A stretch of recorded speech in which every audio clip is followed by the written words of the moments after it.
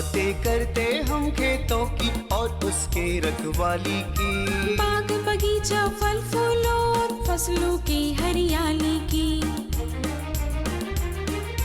हम बीजों की बातें करते उत्तम जल संसाधन की। हम तकनीकी बातें करते फसलों के उत्पादन की। हर किसान का सपना सच हो जीवन सुखद बनाने को। गाँव-गाँव के हर आंगन का प्यारा सा ये दर्शन। कृषि दर्शन, कृषि दर्शन, कृषि दर्शन, कृषि दर्शन, कृषि दर्शन, कृषि दर्शन, कृषि दर्शन, कृषि दर्शन। किसान भाइयों, बारिश की छोटी छोटी बूंदों का लगातार बरसना एक दिन नदियों का बहाव बन जाता है। ठीक उसी तरह हमारे छोटे छोटे प्रयास हमारी ज़िंदगी में एक दिन बहुत बड़ा परिवर्तन लाता है। नमस्कार, कार्यक्रम कृषि दर्शन में आप सभी किसान भाई बहनों का तहे दिल से स्वागत है। मैं हूं शशि। किसान भाइयों, जैसा कि आप जानते हैं कि हम हर बार आपके लिए कुछ न कुछ नया लेकर आते हैं और आपको हर दिन इंतज़ार रहता है कार्यक्रम कृषि दर्शन का। तो आइए आज हम सबसे पहले देखते हैं कृषि समाचार। नमस्कार, कृषि समाचार में आपका स्वागत है। मैं हूं दिव्यांशु। आइए देखते हैं आज कृषि समाचार में क्या है खास। राज्य के मछली पालकों को अनुदान पर मछली चारा और जाल देने की है योजना। कृषि वैज्ञानिकों ने सूखा के मद्देनजर खरीफ फसलों के प्रभेद जारी किए और मक्का के बेहतर उत्पादन के लिए लगाएं उन्नत प्रभेद मालवीय मक्का 2। अब समाचार विस्तार से। राज्य के प्रशिक्षित मछली पालक उत्पादकों को 90% अनुदान पर मछली बीज उपलब्ध कराने की योजना है। साथ ही 100% अनुदान पर मछली चारा, जाल और 500 रुपए की मोबाइल रिचार्ज कूपन की राशि देने की भी योजना है। इस योजना से लाभ लेने के लिए मछली बीज उत्पादकों को जिला मत्स्य कार्यालय में आवेदन पत्र के साथ मत्स्य किसान प्रशिक्षण केंद्र शालीमार, धुरबा, रांची या डोरंडा से प्राप्त प्रशिक्षण प्रमाण पत्र, आधार कार्ड, बैंक पासबुक की फोटोकॉपी तथा तालाब का विवरण एवं मोबाइल नंबर भी देना अनिवार्य है। कृषि वैज्ञानिकों ने इस वर्ष कम बारिश की स्थिति को ध्यान में रखकर खरीफ फसलों की कम अवधि और सूखारोधी प्रभेद लगाने की सलाह दी है।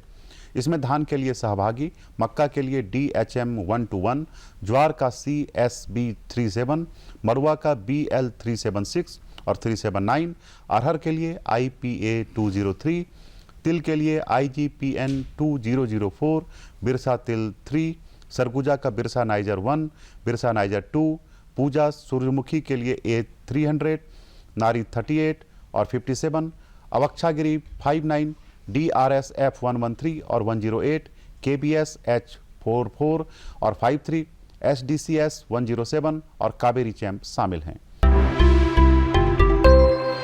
बरसात के मौसम में टमाटर के फल में चना का फलछेदक कीट लगने का खतरा रहता है।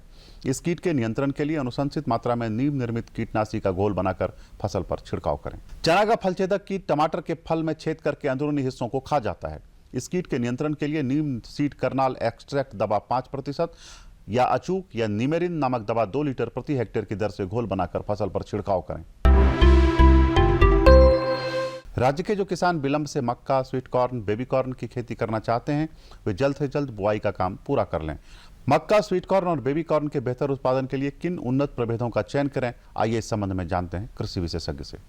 किसान भाई अगर मक्के की खेती करना चाहते हैं तो किसान भाई हमारे यहाँ से कंपोजिट किस्म बिरसा विकास मक्का 2, BM1 और स्वान जैसी कंपोजिट किस्मों को ले सकते हैं। इसके अलावा किसान भाई HQPM1, HQPM5 तथा मालवी मक्का 2 जैसी किस्मों को जो हाइब्रिड किस्में हैं इनकी खेती करके अच्छा उत्पादन प्राप्त कर सकते हैं। अगर किसान भाई स्वीट कॉर्न लगाना चाहते हैं तो माधुरी, प्रिया, सिंजेंटा की किस्म है, सुगर 25, मिष्टी जैसी किस्मों को लगा के वो स्वीट कॉर्न का उत्पादन कर सकते हैं। पॉपकॉर्न के लिए किसान भाई BL अंबर पॉपकॉर्न की खेती कर सकते हैं। और अगर वो बेबी कॉर्न लगाना चाहते हैं तो बिरसा विकास मक्का 2 या फिर HM4 जैसी किस्मों को लगा के वो अच्छा उत्पादन प्राप्त कर सकते हैं। बिरसा रिजर हल एक ऐसा कृषि उपकरण है जिससे खेत की जोताई और कादो करने का काम किया जाता है। इससे 12 से 14 सेंटीमीटर गहरी जोताई की जा सकती है। ये बैल चालित हल है जो पठारी क्षेत्रों में अन्य फसलों सहित धान की खेती के लिए काफी उपयोगी है। इसकी कार्यक्षमता 40 से 50 डिसमिल प्रतिदिन है। आइए जानते हैं सब्जी फसलों में लाल मकड़ी कीट के रोकथाम के लिए क्या करें। लाल मकड़ी कीट जिस सब्जी फसल में लगता है उस फसल के कोमल अंगों से रस चूसकर पौधों को कमजोर कर देता है। इससे उपज में भारी कमी आ जाती है। किसान भाइयों, सब्जी फसलों में लाल मकड़ी कीट के नियंत्रण के लिए डाइकोफॉल या इथियान या ओमाइट दवा 1 लीटर प्रति हेक्टेयर की दर से घोल बनाकर फसल पर छिड़काव करें। और अब एक नजर राज्य के 5 प्रमुख शहरों के मौसम के मिजाज पर। आज राज्य के 5 प्रमुख नगरों के अधिकतम और न्यूनतम तापमान कुछ इस प्रकार दर्ज किए गए। रांची का अधिकतम तापमान 27 डिग्री सेल्सियस और न्यूनतम 22 डिग्री सेल्सियस।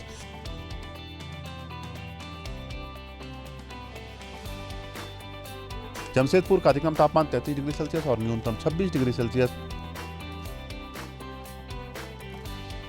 मेदिनीनगर का अधिकतम तापमान 35 डिग्री सेल्सियस और न्यूनतम 25 डिग्री सेल्सियस।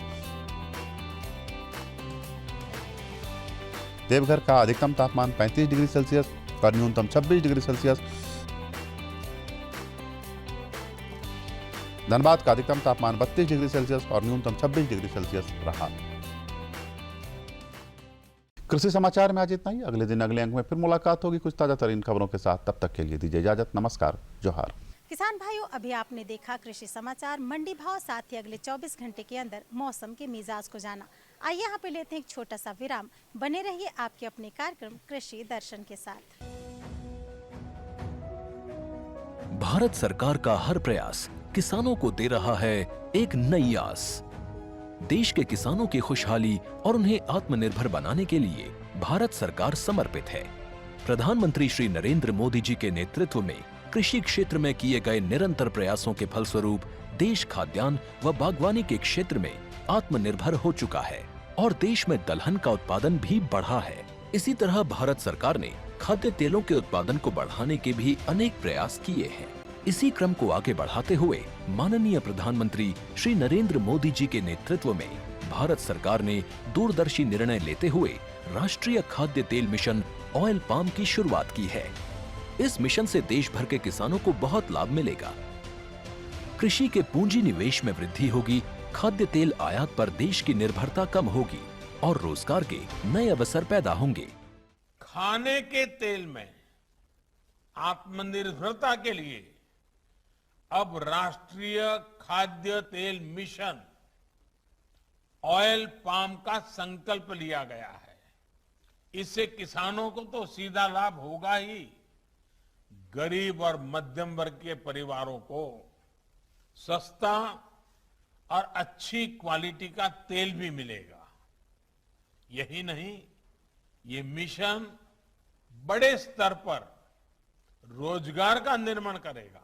इस मिशन के अंतर्गत ऑयल पाम का रकबा और पैदावार बढ़ाने पर जोर देने के लिए सरकार ने 11,000 करोड़ रुपए से अधिक की सहायता राशि निर्धारित की है।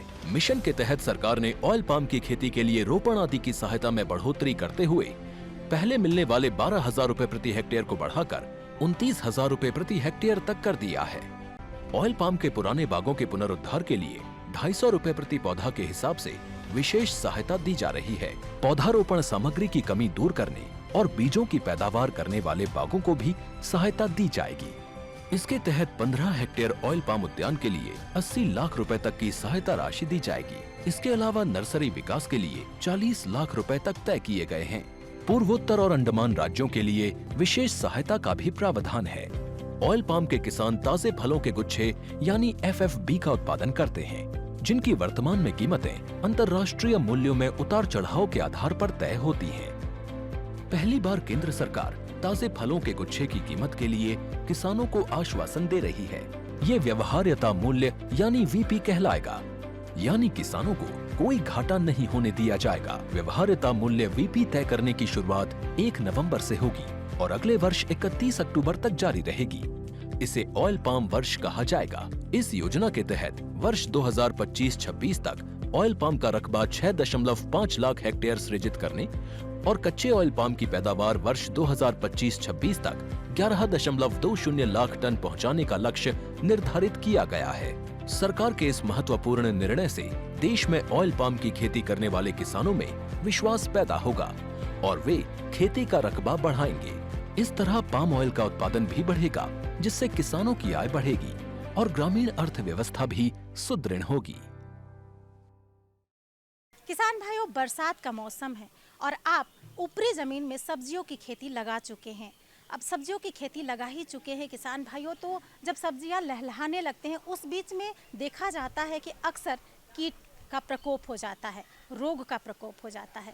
किसान भाइयों, सब्जी फसल में रोग से आप किस प्रकार निजात पा सकते हैं और कौन से खाद का प्रयोग करें जिससे कि आपकी खेती बेहतर हो सके, जानने के लिए आइए हम सीधे रुख करते हैं स्टूडियो की ओर, जहां पे हमारे विशेषज्ञ बैठे हैं और इसकी आपको पूरी जानकारी देंगे। किसान भाइयों नमस्कार। कृषि दर्शन के आज के इस अंक में आप सभी का स्वागत है। किसान भाइयों, अभी बरसात का मौसम है और आप धान की फसल में व्यस्त हैं, लेकिन बहुत सारे ऐसे किसान भाई हैं हमारे राज्य में जो कि सब्जी फसलों की खेती करते हैं। तो सब्जी फसलों की खेती में आप कौन कौन सी इस वक्त सावधानियां रखें और साथ ही साथ किस तरह से खाद का प्रयोग करें, इस विषय पर हमारी बातचीत होगी। इस विषय पर बातचीत करने के लिए ICAR पलांडू के विशेषज्ञ श्री धनंजय कुमार हमारे साथ स्टूडियो में मौजूद हैं। सर, इस कार्यक्रम में आपका स्वागत है। नमस्कार किसान भाइयों, नमस्कार। किसान भाइयों, बरसात के मौसम में सब्जी फसलों के विषय में हम तमाम जानकारी आप तक पहुंचाएंगे, आप हमारे साथ जुड़े रहिए। जब हम बात करते हैं सब्जी फसलों की, बहुत तरह की सब्जियां इस वक्त लगाई होंगी किसान भाई, बहुत तरह की सब्जियां यहाँ उगाई जाती है।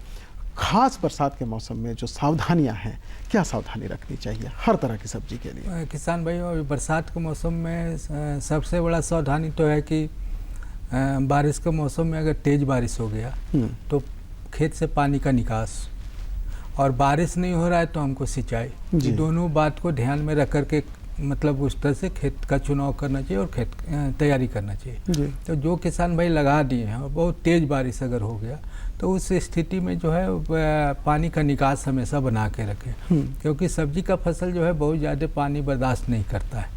तो पहला सावधानी कि पानी का निकास हो। दूसरा जो है निकाई गुड़ाई, क्योंकि बारिश के मौसम में घास खरपतवार बहुत ज़्यादा होता है, और घास खरपतवार ज़्यादा होने से क्या होता है कि जो भी खाद और पोषक तत्व आप डाल रहे हैं तो ज़्यादा वो घास ले रहा है, खरपतवार ले रहा है, आपको पौधों को उपलब्ध नहीं हो पाता है, और उसके कारण कीट एवं बीमारी भी ज़्यादा आता है। तो हमारा निकाई गुड़ाई। उसके बाद जो है तीसरा जो है कि खाद एवं उर्वरक का सही से प्रयोग, क्योंकि बारिश में अगर बार बार बारिश हो रहा है और आप एक बार डाल करके निश्चिंत हो गए हैं तो पौधे को प्राप्त नहीं हो पाता, वो जो है बह करके दूसरे खेत में चला जाता है। तो इसमें जो है इन बातों को ध्यान रखना चाहिए। बिल्कुल, ये तो महत्वपूर्ण जो सावधानियां हैं वो हैं। बहुत सारे ऐसे किसान भाई हैं सर जो ये फसलों में जैसे टमाटर वगैरह लगाते हैं, या बहुत सारे किसान भाई हैं जो लतेदार सब्जी भी लगाते हैं। तो टमाटर की फसल में कई बार हम देखते हैं कि वो झुक कर नीचे ख़राब हो जाता है। तो क्या सावधानियां रखनी चाहिए जो लतेदार सब्जियां लगाते हैं या फिर टमाटर वगैरह की खेती करते हैं? बरसात में जैसे कि आप टमाटर की बात की, तो टमाटर में हमेशा बरसात में जो है पौधों को सहारा देना चाहिए। पौधों को सहारा देने से क्या होता है कि जो उसका फल जो है मिट्टी के संपर्क में नहीं आता है। जब मिट्टी के संपर्क में नहीं आएगा तो आपको फल खराब नहीं होगा। दूसरा जो है मतलब बीमारी भी जो है, पत्ता और डंठल भी अगर मिट्टी के संपर्क में आ रहा है तो आपको बहुत सा बीमारी जो है पैदा होता है, तो उससे भी बचाव आपका हो जाएगा।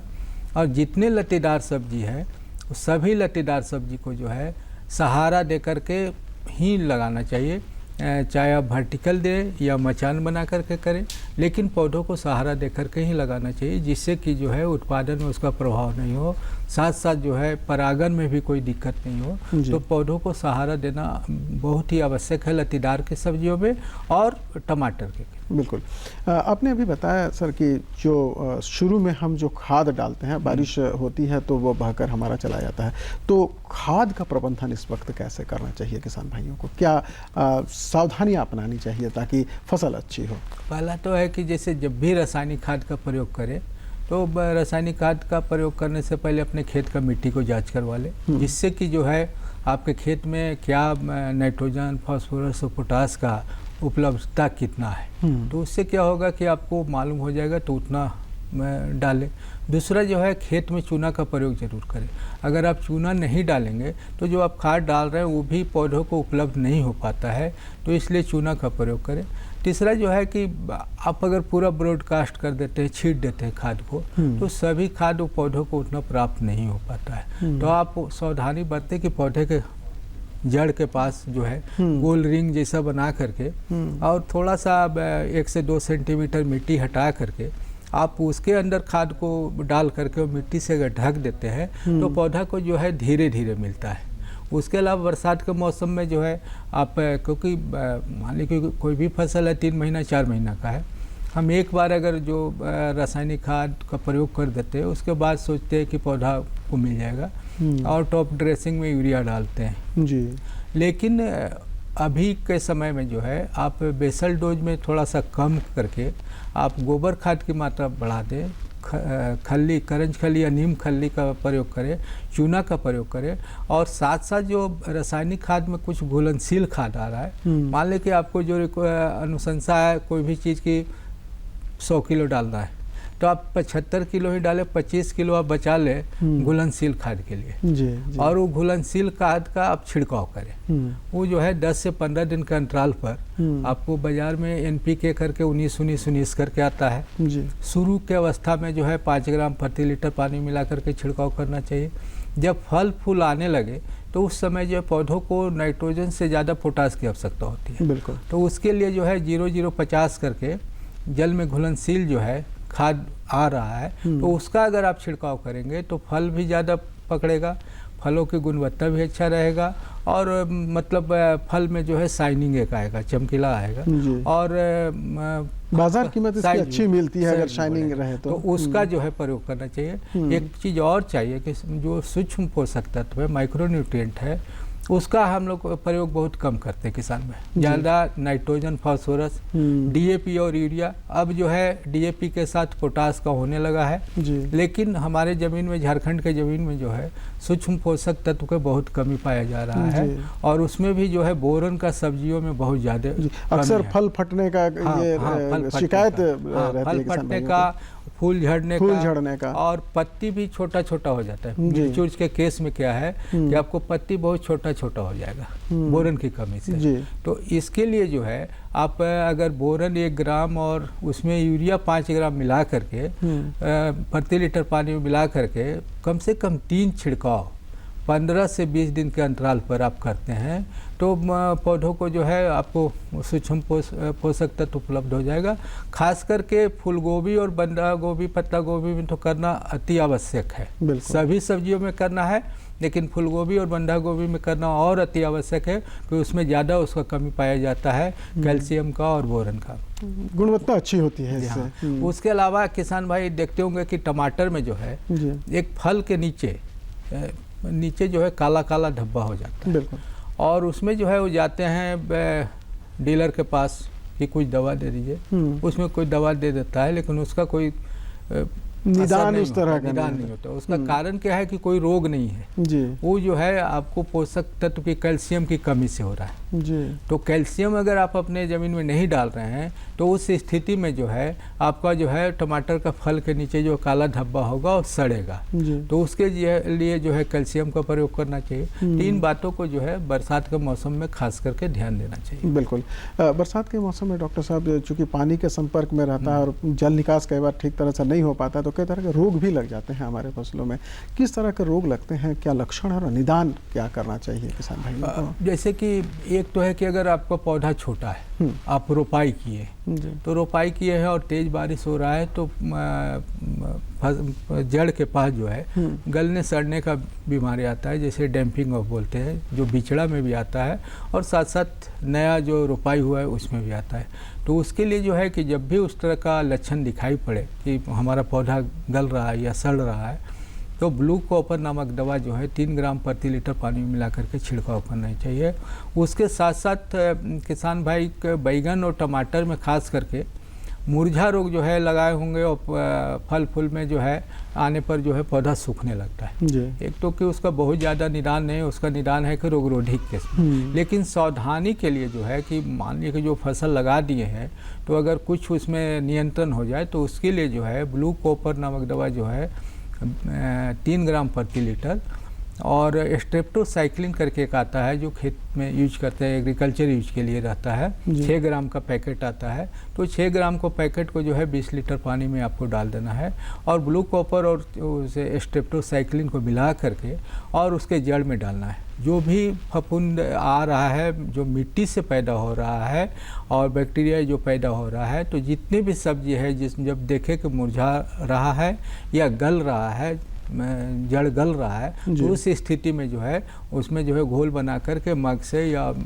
किसी भी चीज़ से जो है ऐसा डाले कि डंठल होते हुए ज़मीन में जाए। अच्छा, मतलब थोड़ा सा ऊपर डंठल में पड़ते हुए और ज़मीन में जाए, जिससे कि जो है वहाँ पर जो फफूंद है उसका नियंत्रण हो जाए। बिल्कुल।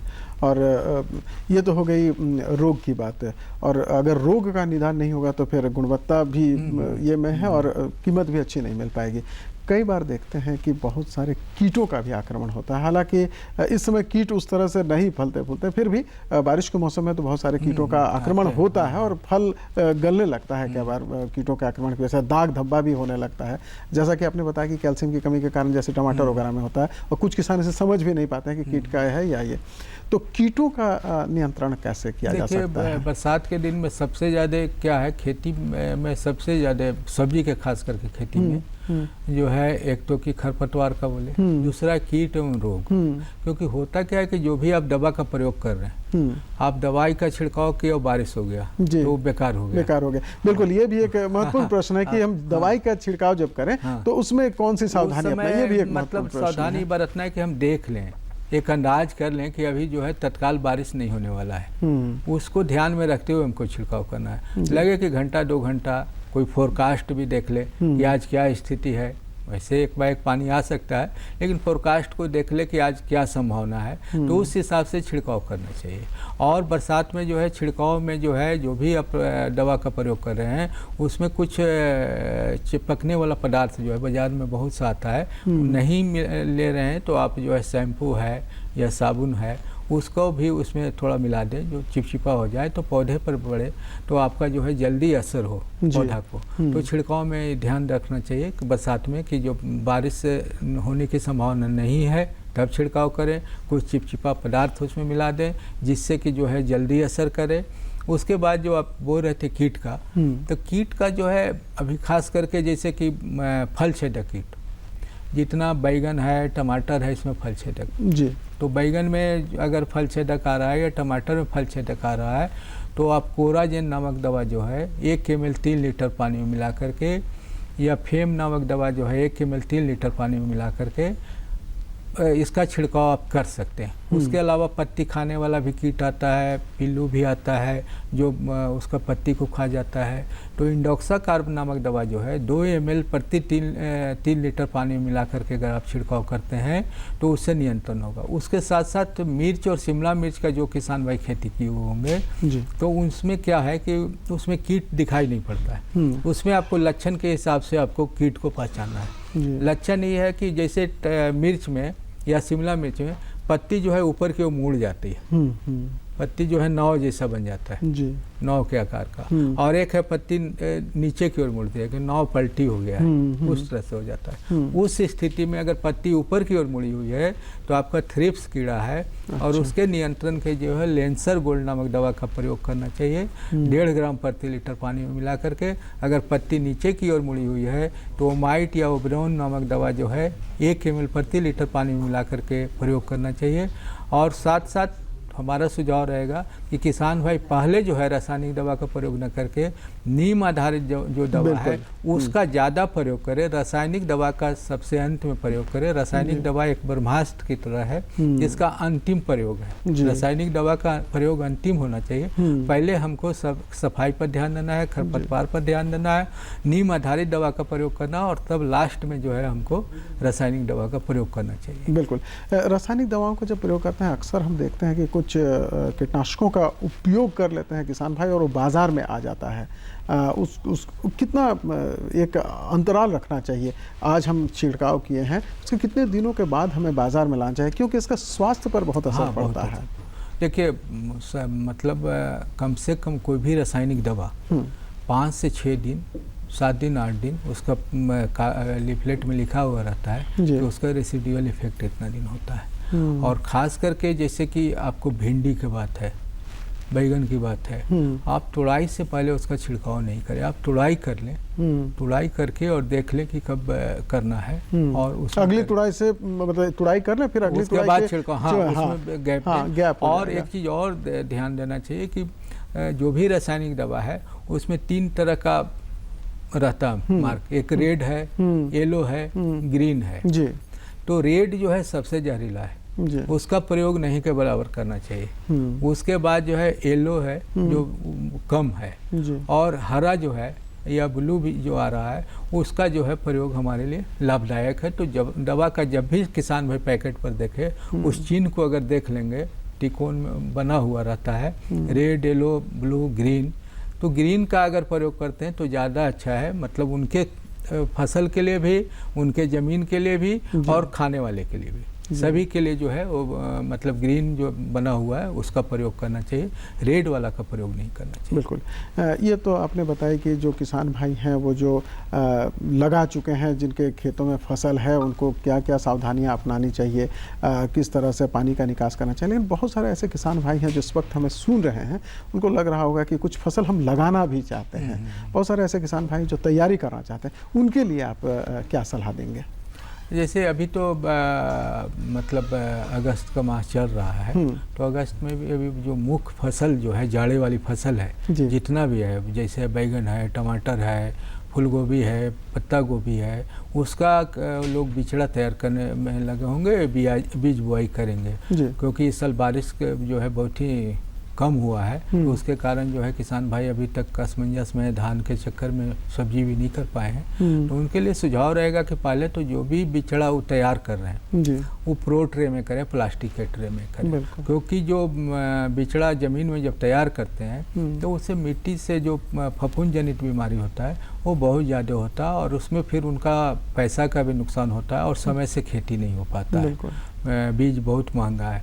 दूसरा जो है अगर ट्रे में करेंगे तो पौधा बहुत ही स्वस्थ होता है, बीज कम लगता है, तो उसका ट्रे में करना चाहिए। दूसरा है कि जब पौधों की मृत्यु दर भी इसमें कम होती है। और दूसरा है कि जो फसल लगावें, अगर उनके पास टपक सिंचाई के साधन है तो प्लास्टिक मल्चिंग का प्रयोग अवश्य करें, जिससे कि जो उनका उत्पादन भी बढ़ेगा और खरपतवार भी नियंत्रण में रहेगा, तो प्लास्टिक मल्चिंग का प्रयोग करना चाहिए। बिल्कुल। और जैसा कि आपने बताया कि रासायनिक जो खाद है, उर्वरक है, या जो हम रासायनिक कीटनाशकों का प्रयोग कम करना चाहिए, तो शुरुआती दौर में ही किसान भाइयों को कुछ ऐसी सलाह जिससे कि रासायनिक दवाओं का प्रयोग कम हो, क्या सुझाव देना चाहेंगे आप हमारे किसान भाइयों? पहला तो है कि जैसे रासायनिक खाद का अगर हमको प्रयोग कम करना है तो हमारे खेत में जैविक खाद की मात्रा ज़्यादा हो, तो गोबर की खाद की मात्रा हो, चूना हम डालें, नीम खली या करंज खली डालें, इसका प्रयोग ज़्यादा करें। आपके पास अगर गोबर खाद या वर्मी कंपोस्ट कम है तो आप प्रयास करें कि जहाँ पौधा लगा रहे हैं उसी आसपास दें, जिससे कि पौधे के जड़ को उपलब्ध हो, खली भी हो, चूना भी हो, उसको वहाँ पर डालें। और उसके बाद जो है आप खेत का अगर सर सफाई भी करके आप जो मल्चिंग का बोले, मल्चिंग का भी प्रयोग अगर किसान भाई करेंगे तो वहाँ पर भी उनको रासायनिक खाद कम भी प्रयोग करेंगे तो उससे उत्पादन उनको उतना ही मिलेगा जितना रासायनिक खाद प्रयोग करने के बाद बिना मल्चिंग के करते हैं, तो उससे भी फायदा है। उसके बाद कीट एवं रोग के लिए जो है, कीट एवं रोग के लिए है कि अगर हम बिचड़ा जो तैयार कर रहे हैं, प्रोट्रे में अगर तैयार कर रहे हैं, कोई प्रोटेक्टेड जगह पर जैसे मच्छरदानी संरक्षित हो, तो उससे भी जो है 1 महीना तक हमारा बिचड़ा सुरक्षित रहता है। बिल्कुल, उस तरह से सावधानी बरतें। बिल्कुल। तो किसान भाइयों, बहुत सारी सावधानियां हैं जो कि धनंजय कुमार जी ने आपको बताया। उम्मीद है कि आप इसका प्रयोग करेंगे और आपको इसका लाभ मिलेगा। सर, आप हमारे कार्यक्रम में इसके लिए आपका बहुत बहुत शुक्रिया, बहुत बहुत धन्यवाद। किसान भाई, आपसे भी चाहेंगे इजाज़त। नमस्कार।